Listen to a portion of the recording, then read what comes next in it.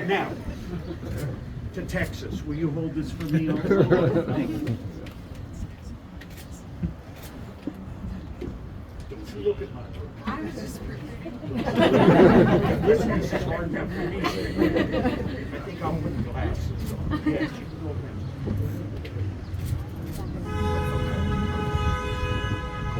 Cheers.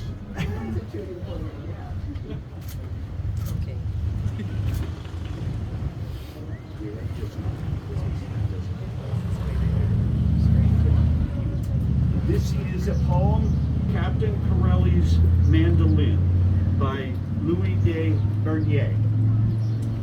Love is a temporary madness. It erupts like volcanoes and then subsides. And when it subsides, you have to make a decision. You have to work out whether your roots have so entwined together that it is inconceivable that you should ever part. Because this is what love is. Love is not breathlessness. It is not excitement. It is not a promulgation, which I had to look up. Some of you might know what it means. It means command of eternal passion. That is just being in love, which any fool can do. Love itself is what is left over when being in love has burned away. And this is both an art and a fortunate accident. Those that truly love have roots that grow towards each other underground. And when all the pretty blossoms have fallen from their branches, they find that they are one tree and not two. This is really a reunion of all the families coming together. It's been years since we've been able to be here together. You all look great. It's perfect. Does everybody know what I'm talking about? Today is a celebration of love, of commitment, of friendship, of family, and of two people who are in it forever. You don't have to have a ceremony to have a marriage. And when you think about it, the whole thing is kind of weird. You're standing in front of a lot of people, looking fancy, holding flowers, and being stared at by pretty much everyone who has meant anything to you. So why do we do it? Twice even, in your case. The marriage ceremony has been an important feature across nearly every culture, religion, generation, and society. And this is why we are here today, to share this moment with generations. The lineage, the love, the knowledge, the importance of family, the combined years of experience, the blending. Love is what we all share. It's the great unifier.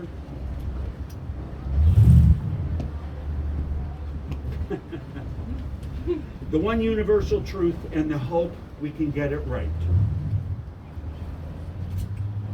We're here to hope with you, to support you, to be proud of you, and to remind you that love isn't happily ever after. Love is the experience of writing your story. And even though we describe love in different ways, and even though love can look different from one person to the next, we all know it when we see it, and we see it here. Those of you that don't know me, I'm her cousin, which makes Rob my cousin, but which is actually Helene as my first cousin. And I've known this family for years. I've watched the antics of the four of them, the Siggles, travel the world. The girls grow. I married off one of them. Now I'm marrying off the other. And for me, that's the best gift there can be. And when I get to meet new families, it's even better. And when it expands across a great ocean and many years, and what it takes to get here, it continues to make this beautiful. So we've got these two who some years back had no idea any of this was obviously ever going to happen. In her words, we have this overachiever, we have this rah-rah girl, and what I've learned from this one is a straight line with some curves. And she is comfortable when she knows left foot, right foot, and at the same time, her heart and her head expands. So then she comes across this guy. This big guy whose feet are on the ground to me. His dad flew a lot. So I think that helped him.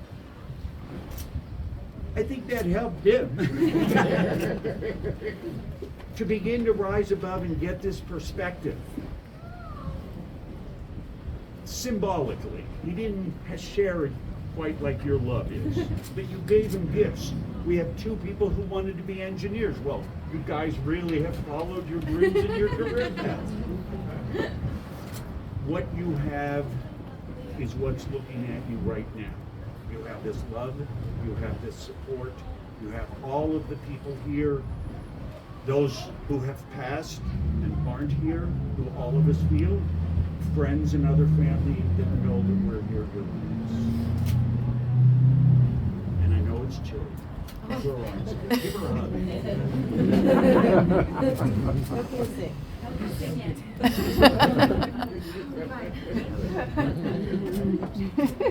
Hey, you two. Yes. You did a really good job. Well, no, you really did, and you see it, and I know what it means to you. I know what it means to have two parents sitting here as well. Definitely great. And I'm a little partial, only because I've known them. Now, we're not exchanging rings. We're saving that. It's going to happen in Mexico. It doesn't make this any less significant because they are going to exchange something very meaningful. I need them.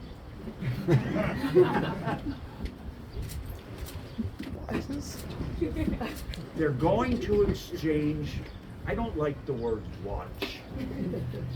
They're exchanging timepieces. And in her family, there is a history of this. So I will let you briefly explain the meanings of what both of these are to the people. Well, I can explain the watches. So my grandmother's family was in the clock business for many generations. And we collected her clocks, but my sister also collected clocks every year for her birthday. And so we decided that symbolically to represent that side of the family, but also this moment in time with all of you. We wanted to exchange timepieces that we could wear every day to remind us of this moment together. Ironically, I picked out a watch that looks just like my mom's. Unrelated. Don't put it on. Now, you can tell them about this one. Well, everything Julia said. But also, as a symbol of the commitment we're making to each other and the time we look forward to spending. So, naturally everything carries its time. However, love doesn't fall under that context. Factually, it fragrances everywhere and all the time. Maybe it's thus no need to search for it. It suddenly, silently, and surprisingly reaches and touches your heart and mind itself. So, I want you to put the watch on here.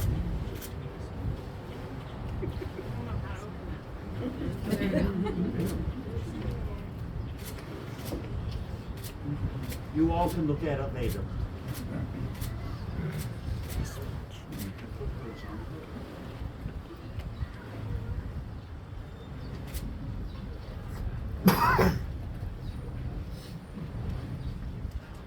Yeah.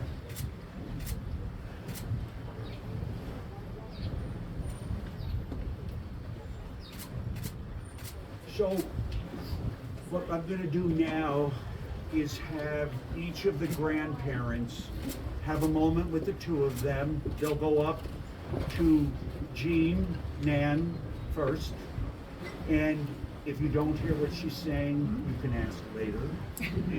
Followed by Pop Pop, Marty, followed by Bubby, Helene, so that they can just have a minute.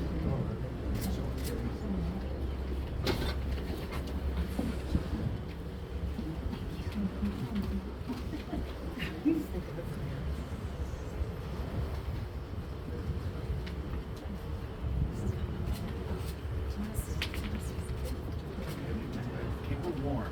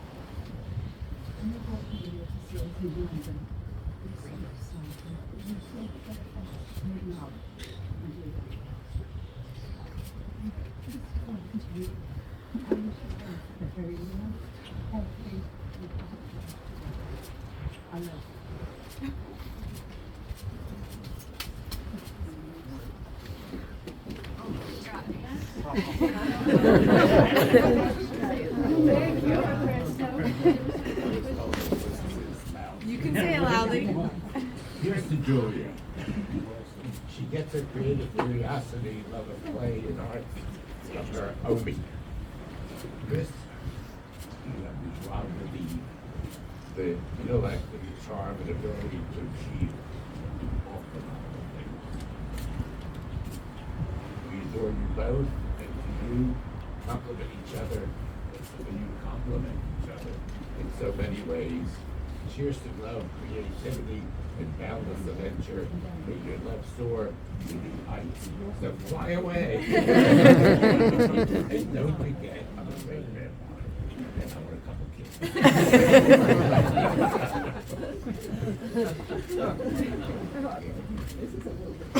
You can stay seated if you want. Do you want your things here, Mom? A little loud, Bubby.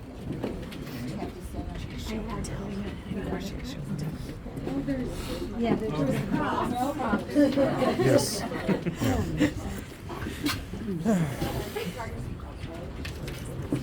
There wasn't room for it in the car, but we brought it anyway.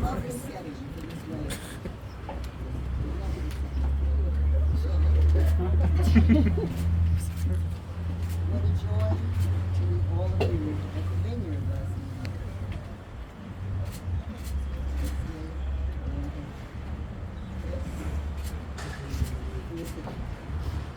How thrilled you must be that so many of your families came to be part of this lovely, very long special union between these two amazing young people. Julia Sigel. Because of the finger. I didn't have that plan. Okay. Because of the Finger Lakes region, many of us can dress in nautical attire, and it becomes our entry to our brief destination story. Julia, one of the first moments that I met you was at Aunt Pam's wedding, which was in the Virgin Islands, and you were only 4 months old. Only spent most of the time feeding you, playing with you, because your mother was so very busy with your sister Becca in the flower. Obi is with us this afternoon in spirit, of course, because she loved you so much, Julia, and everything that she loved you. And so we have all of these yellow roses so that she can be part of this wonderful celebration. And in your bridal bouquet, which is over here, of course, we also have you carried your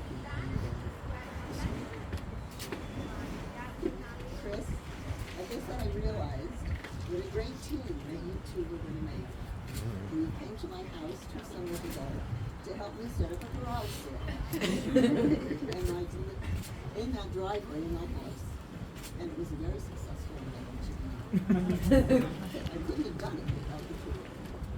And of course, last July, when we celebrated your birthday, the Normandy Challenge made the pose to my beautiful granddaughter at the beach.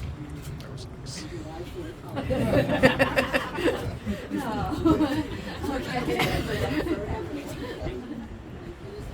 The 2 fundraisers of Normandy Challenge as well. That was the first time we captured the picture of the families together. Julia and Chris have traveled globally everywhere, visit their jobs, visit their friends' weddings, and the next major destination that they'll be taking will be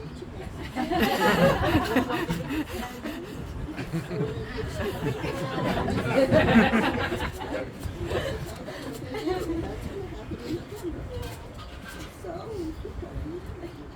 But above all, we try to be happy. Be happy. Be happy.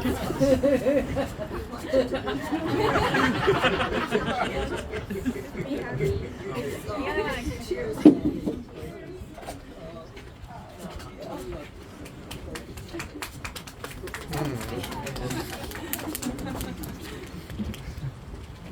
This is all Bobby back.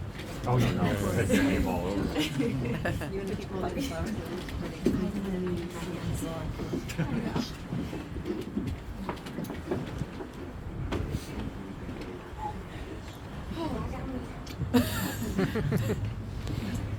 Okay, so. You're going first. I'm going first. Yeah. Oh. Julia, take Christopher to be your husband, to love, to always speak the truth, to tenderly care and show your affection through words and actions, to encourage and support, to cherish, honor, and comfort, in sickness and health, in joy and sorrow, if so, say. I do.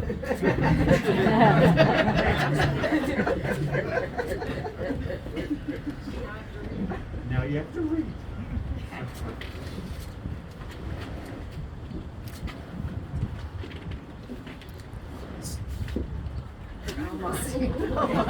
This won't be short.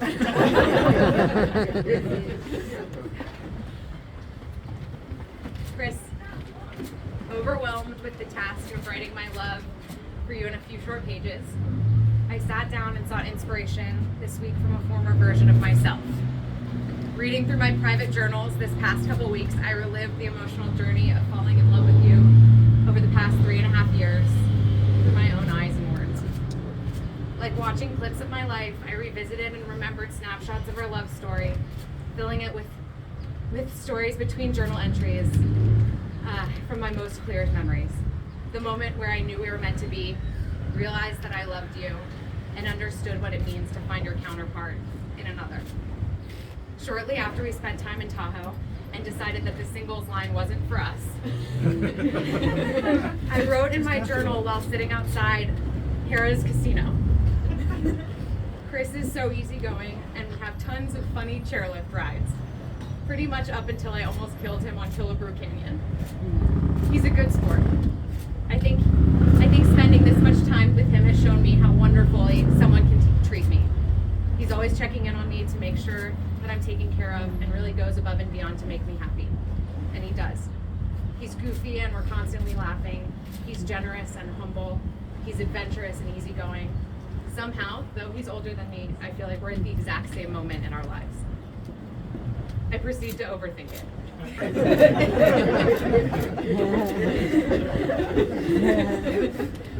You are everything today that I fell in love with on the ski slopes in Tahoe. You're kind and attentive. You place your relationships with others above everything else, and you care deeply for those in your lives. You're the funniest person I know, and you know how to make every situation that much lighter. You're smart and witty and have an incredible memory for information. I'll add a couple more things that I didn't know at the time but have come to learn now. Happy New Year! I think they did it on purpose. That I've come to learn now. While we might be more similar than we are different, where there are differences, I've never seen someone try so hard to see the world from my point of view, to support me when you might not understand me. You're willing to grow and change and to work on yourself, to take feedback and admit when you're wrong, or at least I think you're wrong. To calm me down and tell me that everything's probably going to be fine, even when my head wants to believe otherwise. In that moment, sitting outside on a parking lot curb in South Lake Tahoe, I remember falling quickly in love with the person that you are and the life that we're building together, and every day since, I continue to fall in love deeper. People always say that you should find your other half, or missing piece. But fast forward a few pages, on August 4th, 2022, I realized that's not what I had found. I wrote, after 9 months together, I couldn't help but feel like we've been dating for less. Not because I don't feel like I know him, but because on every date we go on, I feel more enamored. I always saw myself as a strong and independent person, and I feel that I found my mirror. Someone who matches me, shows me a different view, and still allows me to be complete. Somehow reflecting a complete picture I never knew was missing. I needed that mirror. Someone to push me, to make me better, while still letting me be exactly who I am. Having you by my side makes my life so much richer and fuller than I could have ever imagined. Shortly after we met, after the whirlwind week of early dates, I was talking to one of my roommates and she asked me how it was going, and I said something along the lines of, I'm really not sure how I feel, but I think I've met my person. At the time, I couldn't put into words the connected feeling that happened very quickly. A feeling of familiarity and comfort, like something had just clicked, and as cliche as it was to say my person, those were the best words that I could find. A great, maybe critically acclaimed maid of honor speech once said.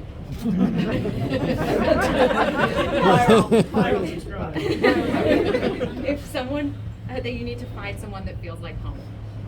And from the beginning, long before we lived together or even really knew each other, you felt like home. Today, you are my person, my safe space, my counterpart that I feel like my soul has been looking for my whole life. I have never felt more myself than I'm with you. From that first week on, I seem to have figured that out. On occasion, I often come to a moment of realization as coming into my life for the first time, saying something like, I can't believe you're my boyfriend. I can't believe we live together. I can't believe we have a dog. I can't believe we're getting married. I know it sometimes alarms you, my seeming lack of comprehension for reality. I want to assure you this isn't the case. I know that we're dating, that we have a dog, and that we're getting married. These sudden realizations are coming from a place of true disbelief in how lucky I am in this life. I seem to have found myself in.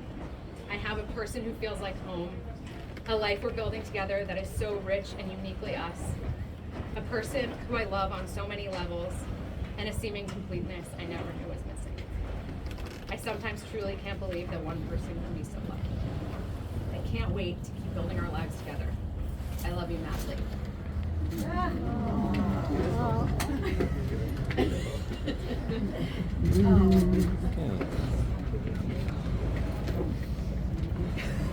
Not good. That's magic. Not good. Let me squeeze back in.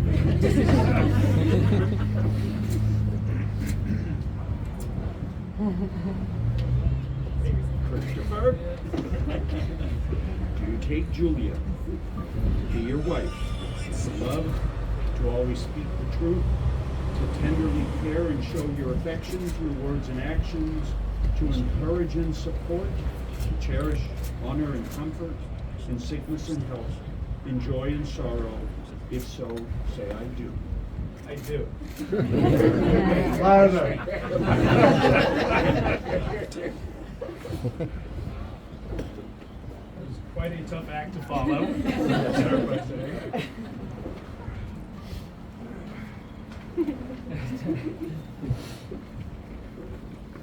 Julia, my sweet. The best part of my life began the day that you walked in. I love everything about you. I love your curious and optimistic mind. I love your creative and adventurous spirit. I love your compassionate and nurturing heart. And I love each moment that we get to spend with you.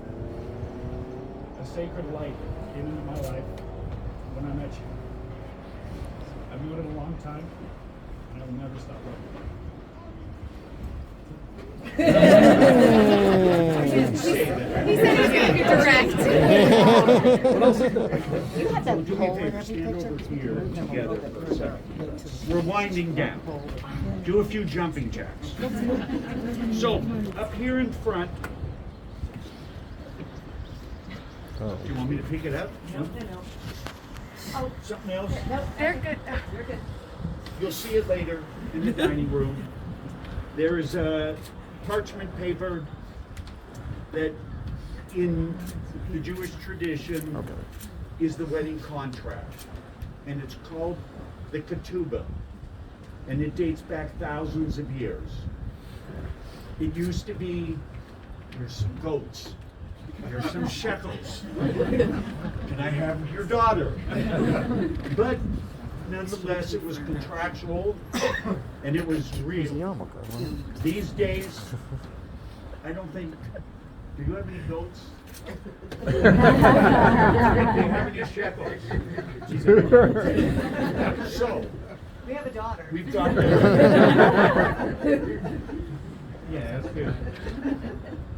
at the top of it is Hebrew, and I would never, even being Jewish, be able to read it because it doesn't have the vowels. And only people who really know what they're doing can read Hebrew without the vowels. But I want to, because it's so very tiny, I want to read you the English because it's really beautiful and specific.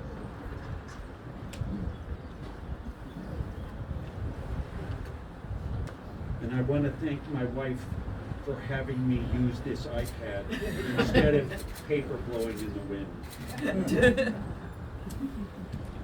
Uh-oh, honey. It's back. She's ready to jump in. Quote, standing together along the lakeside of, I'm going to say Skinny Atlas. Skinny Atlas on the 18th day of May in the year 2024, Julia Zeldin Siegel and Christopher Nigel Seal Mull vow to one another. From this day forward, we will greet the new gift of each day and every moment together. We will foster our union, our loyalty, and our love as the steady foundations for the beautiful unknown that awaits us. We will offer care and support in times of uncertainty, celebration, illness, and calm, and be lifted by the endless strength and love of our families and ancestors. We promise to continually offer one another the gift of presence and attention, both in big moments and small. We will honor change and growth, recognizing that our imperfections are what make us beautiful, while striving always to be better. We commit to make gracious space for imperfection and discomfort, to be met with laughter and humility. We will cultivate a home, family, and community grounded in respect, gratitude, and awareness of our innate interconnectedness with all life.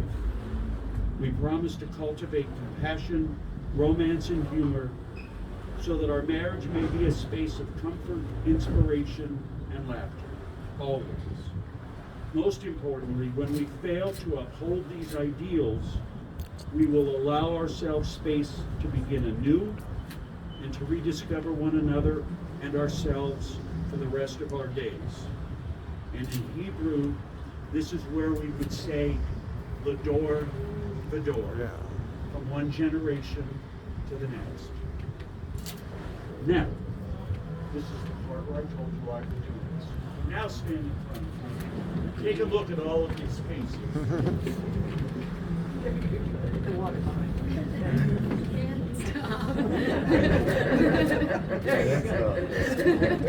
Now let us take a moment.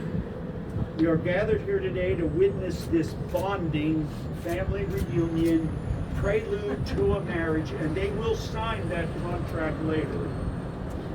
But even more importantly, we gather together to share and celebrate this love. So I ask all of you right now to give your love and support, fully and freely. Family and friends, all of you who have come to witness this ceremony, do you support them and bless their love? If so, say I do. I do. I couldn't hear you. I do. That worked. What a reunion. Okay, now, one last time, come on either side.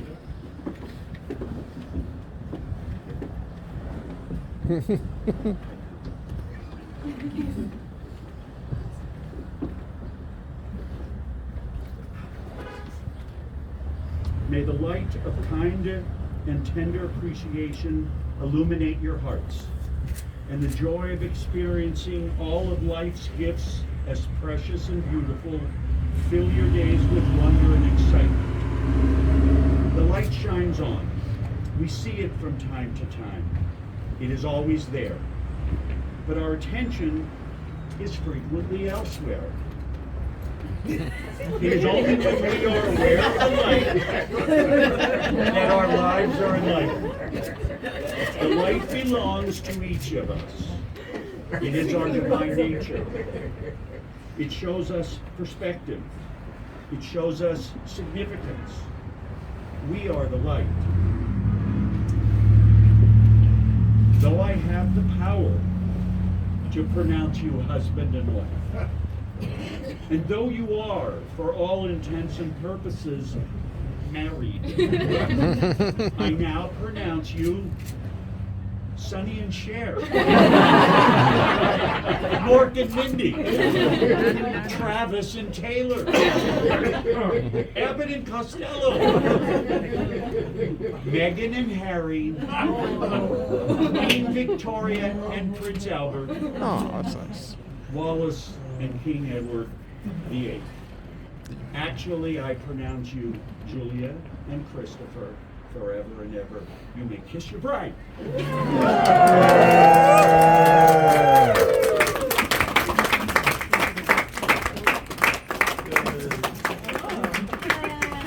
One last thing. We're going to take a whole group picture right at the very end.